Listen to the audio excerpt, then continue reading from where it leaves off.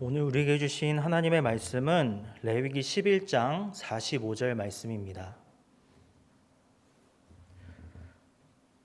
구약성경 162쪽에 레위기 11장 45절 말씀입니다.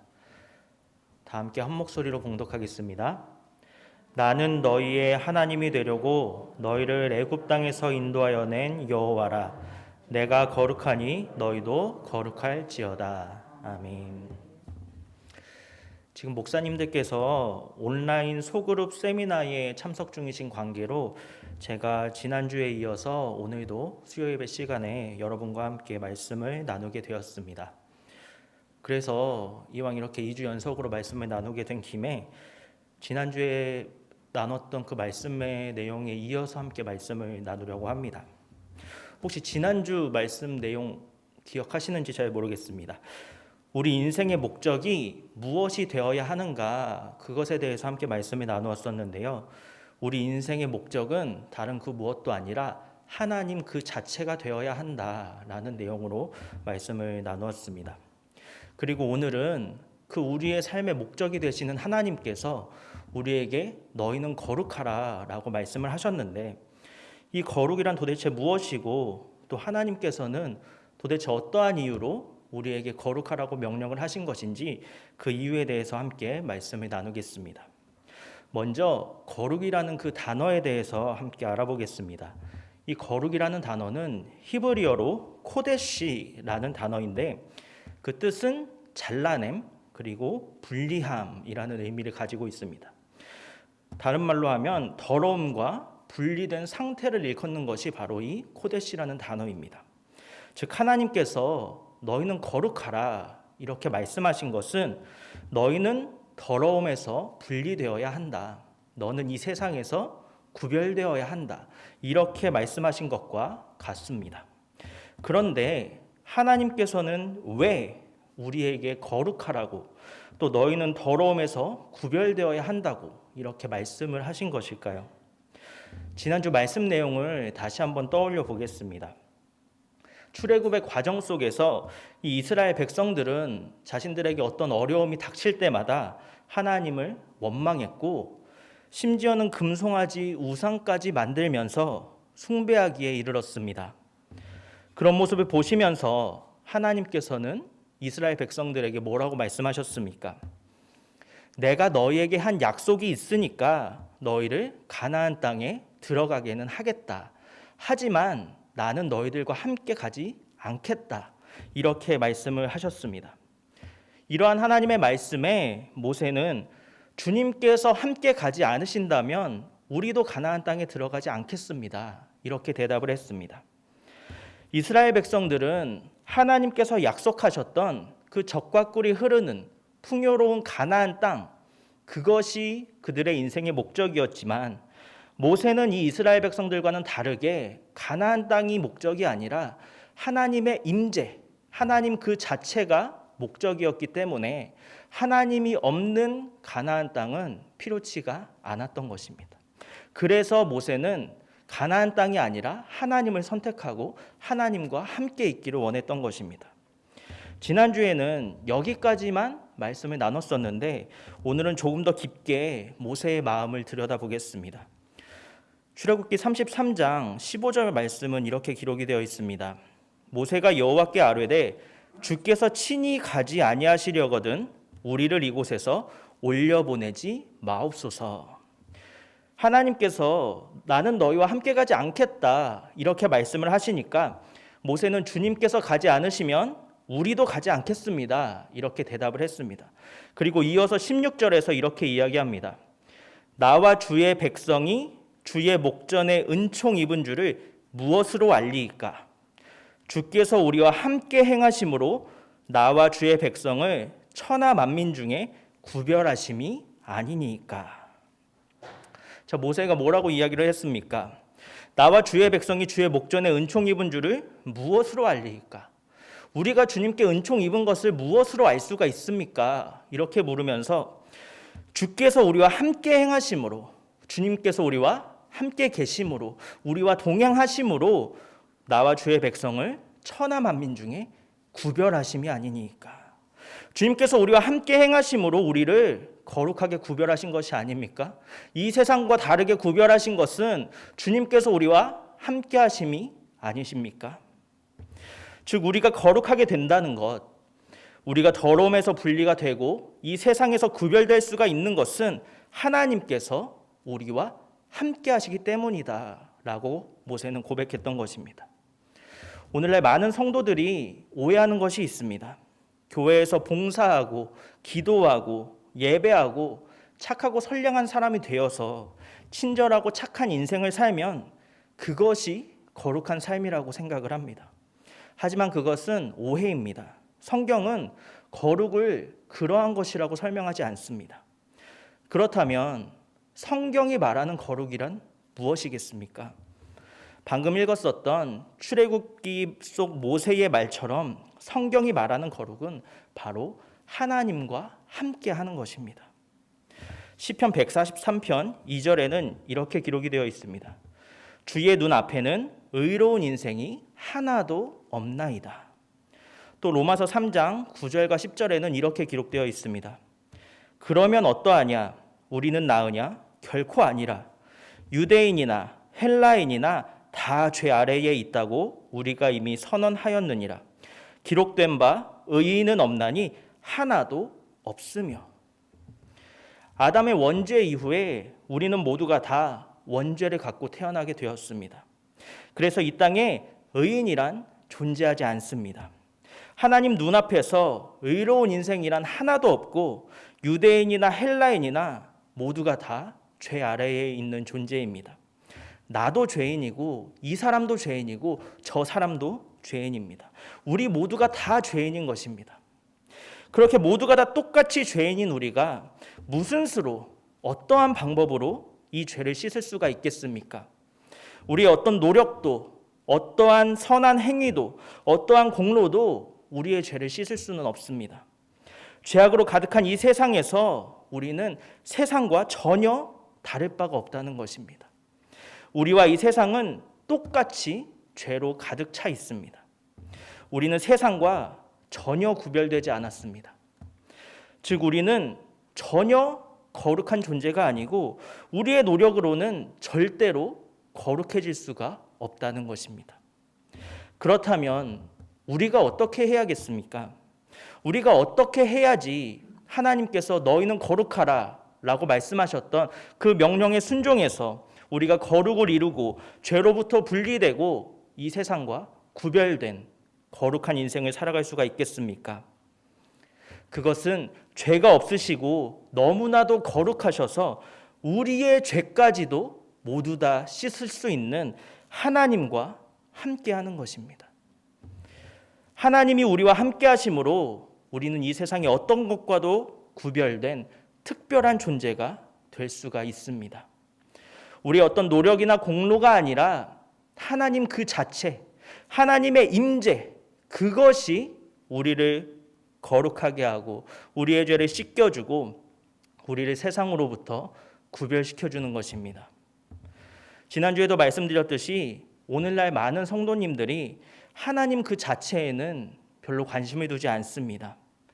그저 내가 하나님을 믿는다는 그 사실에 만족해하고 내가 교회에 소속되어 있다는 그 사실에 안주하고 있습니다. 내가 하나님을 부인하고 있는 것은 아니니까. 나는 교회에 나가기도 하고 예배드리기도 하고 말씀 듣고 기도하고 봉사를 하고 있으니까 나는 구원받았다고 생각하고 나에게는 복이 내려질 것이라고 생각하고 나는 지금 세상과 구별된 거룩한 인생을 살고 있다고 생각합니다. 하지만 이러한 생각은 너무나도 큰 착각입니다. 하나님의 임재가 우리를 거룩한 존재로 구별시켜 주는 것인데 하나님 그 자체에는 별 관심을 두지 않고 하나님과의 친밀한 교제나 어떤 관계는 전혀 신경 쓰지 않으면서 우리가 어떻게 거룩한 인생을 살 수가 있겠습니까? 이것은 불가능한 일입니다. 우리가 하나님의 말씀대로 거룩해지려면 우리는 반드시 끊어졌던 하나님과의 관계를 회복하고 그분의 임재를 통해서 하나님과 친밀한 관계를 맺어야 한다는 그 사실을 믿으시기 바랍니다. 출애굽기 20장을 보면 모세와 이스라엘 백성들이 시내 산에 이르렀을 때 하나님께서도 그곳에 강림을 하셨습니다. 그때 하나님께서 그곳에 강림하셨을 그때 이스라엘 백성들이 어떻게 반응했는지 한번 보겠습니다. 출애굽기 20장 19절 말씀입니다. 모세에게 이르되 당신이 우리에게 말씀하소서 우리가 들으리이다. 하나님이 우리에게 말씀하시지 말게 하소서 우리가 죽을까 하나이다. 또 21절 말씀입니다. 백성은 멀리 서 있고 모세는 하나님이 계신 흑암으로 가까이 가니라. 이스라엘 백성들은 너무나도 두려운 마음 때문에 감히 하나님의 음성을 들을 생각조차도 하지 못했고 하나님께 가까이 나아가지도 못했습니다. 왜냐하면 그들의 목적은 하나님 그 자체가 아니었기 때문입니다. 이스라엘 백성들은 하나님의 임재, 하나님 그 자체에는 별 관심이 없었고 하나님께서 약속하셨던 그 가나안 땅에만 관심이 있었기 때문에 하나님께 나아가려고 하기보다는 그저 자신들의 생명을 보존하기에 급급한 모습을 보이는 것입니다. 이처럼 이스라엘 백성들은 두려운 마음 때문에 하나님의 영광을 감당할 수 없었습니다. 이후에 성막이 건립되었고 하나님의 영광을 감당하지 못하는 이 이스라엘 백성들을 위해서 하나님은 휘장으로 당신의 영광을 가리우시고 성소 안에 거하셨습니다. 여기서 성소는 거룩한 장소로서 대제사장이 1년에 한 번씩 들어갈 수 있도록 허락된 곳이었습니다. 이 대제사장은 성소에 들어가기 전에 성막의 바깥들에 위치한 놋쇠로 만든 제단에 피의 제사를 드리고 하나님께서 백성과 맺으신 용서의 언약을 되새겼습니다. 그리고 자신의 몸을 씻고 정결하게 한 뒤에야 휘장을 통하여 성소로 들어갈 수 있었습니다. 그렇게 대제사장이 성소 안으로 들어가도 하나님의 영광이 머무는 자리에는 아직 들어가지 못했습니다. 왜냐하면 지극히 성스러운 장소인 이 지성소로 들어가려면 또 다른 휘장을 통과해야만 했기 때문입니다. 이 지성소의 위쪽 하늘에는 하나님의 자비의 보좌가 머물러 있었고 하나님의 영광이 실제로 그곳에 임하고 있었습니다. 그런데 마태복음 27장 51절 말씀을 보면 예수님께서 십자가에 달려서 숨을 거두실 때에 성전 휘장이 위에서 아래까지 찢어져서 둘이 되었다라고 기록되어 있습니다. 여기에서 휘장이 아래에서 위로 찢어진 것이 아니라 위에서 아래로 찢어졌다는 것은 이것이 인간이 한 행위가 아니라 하나님께서 그렇게 갈라지게 하셨다는 것을 의미합니다. 그렇게 하나님은 그 찢어진 휘장을 통해서 이 세상으로 나오셨습니다. 이제 하나님은 더 이상 지성소 안에 머물러 있을 필요가 없어졌습니다. 왜냐하면 하나님께서 너무나도 머물고 싶어 하신 새로운 거처가 준비되었기 때문입니다. 하나님께서 그토록 원하시는 새로운 처소, 그것은 바로 거듭난 우리들의 마음입니다. 거듭난 사람들은 끊어졌던 하나님과의 관계가 회복된 사람들입니다. 예수님을 통해서 마음의 문을 열고 하나님을 받아들인 사람들입니다. 우리의 마음이 예수님을 향해서 열리는 그 순간에 하나님의 영이 우리의 마음속으로 들어오시는 것입니다. 즉 예전에는 지성소 안에 거하셨던 하나님께서 이제는 성령을 통해 우리의 영혼 안에 임재하기 시작하신 것입니다. 히브리서 10장 19절부터 22절에는 이렇게 기록되어 있습니다. 그러므로 형제들아 우리가 예수의 피를 힘입어 성소에 들어갈 담력을 얻었나니 그 길은 우리를 위하여 휘장 가운데로 열어놓으신 새로운 살 길이요 휘장은 곧 그의 육체니라. 또 하나님의 집 다스리는 큰 제사장이 계심에 우리가 마음의 뿌림을 받아 악한 양심으로부터 벗어나고 몸은 맑은 물로 씻음을 받았나니 참 마음과 온전한 마음을 믿음으로 하나님께 나아가자. 이제 우리는 지성소에 계시는 하나님 앞으로 담대히 나아갈 수 있는 담력을 얻었습니다. 그런데 그 지성소는 더 이상 성막 안에 위치하고 있는 것이 아닙니다. 이제는 그 지성소의 위치가 옮겨져서 우리의 몸이 성소가 되었습니다. 하나님께서 과거에는 성막이 지성소에 머무셨지만 이제는 예수님이 십자가에 달려 우리를 위해 죽으심으로 거룩하게 구별된 우리의 마음 안에 거하시게 된 것입니다. 이것이 바로 하나님께서 우리에게 거룩하라고 명령하신 이유입니다. 하나님은 우리에게 가까이 다가오기 위해서, 우리의 마음속에 임재하시기 위해서, 우리와 함께 하시고 우리와 동행하기 위해서 너희는 거룩하라 라고 말씀하신 것입니다. 하나님은 당신이 가장 좋아하시고 애정을 쏟아붓기 원하시는 그곳으로 가까이 오십니다. 그곳은 바로 예수님이 계신 곳입니다. 그러므로 우리가 마음속에 예수님을 믿음으로 받아들이면 하나님도 우리의 마음속으로 다가오신다는 그 사실을 믿으시기 바랍니다. 요한복음 1장 12절은 이렇게 기록되어 있습니다. 영접하는 자, 곧 그 이름을 믿는 자들에게는 하나님의 자녀가 되는 권세를 주셨으니. 이 요한복음 1장 12절 말씀을 표준 세번역 성경으로 보면 이렇습니다. 그러나 그를 맞아들인 사람들, 곧 그 이름을 믿는 사람들에게는 하나님의 자녀가 되는 특권을 주셨다. 자, 이 말씀을 보면 예수님을 마음속에 맞아들인 사람들이 곧 예수님을 믿는 사람들이라고 합니다. 즉 우리가 신앙생활을 하면서 하나님의 임재, 하나님과의 친밀한 관계, 하나님과의 동행, 이런 것들이 하면 좋고 안 하면 어쩔 수 없는 그런 것이 아니라는 것입니다. 왜냐하면 이것이 곧 믿음이라고 하지 않습니까? 그리고 이렇게 예수님을 맞아들인 사람들에게만 하나님의 자녀가 되는 특권이 주어집니다. 또 로마서 1장 17절에는 이렇게 기록되어 있습니다. 복음에는 하나님의 의가 나타나서 믿음으로 믿음에 이르게 하나니 기록된 바 오직 의인은 믿음으로 말미암아 살리라 함과 같으니라. 오직 의인은 믿음으로 말미암아 살리라 한다고 합니다. 즉 의인, 다시 말해서 거룩한 삶은 믿음으로 말미암아, 믿음을 통해서만 가능하다는 것입니다. 그런데 방금 전에 믿음이 무엇이라고 했습니까? 믿음은 예수님을 받아들이는 것입니다. 결국 죄인인 우리가 거룩한 삶을 살 수가 있는 것은 거룩하신 예수님이 우리 안에 계실 때, 예수님을 우리 안에 맞아들일 때에만 가능한 것입니다.